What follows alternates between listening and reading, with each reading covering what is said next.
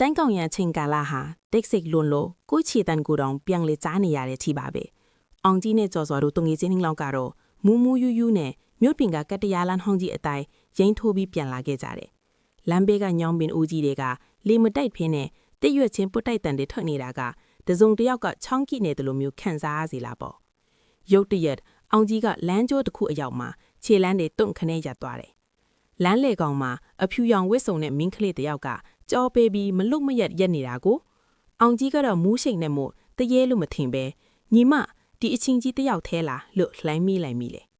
အဲ့ဒီအချိန်မှာပဲအေးစိမ့်နဲ့လီပွေတစ်ခုကသူတို့နှင်းအောက်ကိုပတ်ချလဲတိုက်ခတ်သွားပြီးထိုမင်းကလေးကဖြည်းဖြည်းချင်းလှည့်ကြည့်လာပါတော့တယ်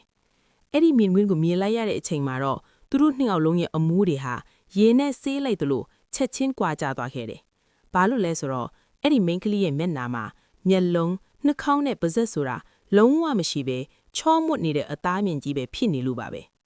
ငါ့ကိုအင်လိုက်ပို့ပေးမလားဆိုတဲ့အကွက်ကွက်အတန်ကြီးကလေထဲကနေထွက်ပေါ်လာတဲ့အခါမှာတော့သူတို့နှစ်ယောက်လုံးဘာကိုမှမစင်စားနိုင်တော့ပဲလမ်းမထက်မှာအသက်လုပြီးပြေးကြပါတော့တယ်သူတို့နောက်ကနေတခိခိရဲမောတန်တွေကလည်းအဝေးကြီးအထိလိုက်ပါလာခဲ့ပါတော့တယ်